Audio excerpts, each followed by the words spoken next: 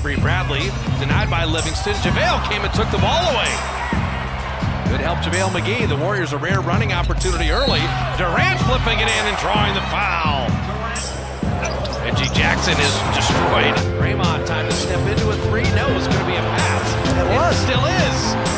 Not the backboard pass, it's the rim pass. Well, Bell recovered, he did. Jordan Bell.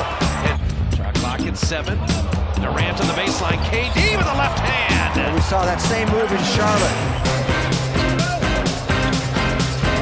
Aubrey Caspi, a little step around, and I'm going to call that the second fast break. It looked like it's just going to be one of those nights. He said, we're shooting in rhythm, we're taking good shots, it's just rimming out, but shooters will keep shooting. Different second half for the big man, wide open. Here I'm going to, and JaVale met him right at the top.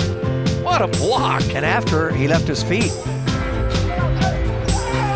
Oliver blocked by Draymond. Loose ball, and Galloway was the quickest man too. Iguodala batting it out, and the Dubs have it. Jackson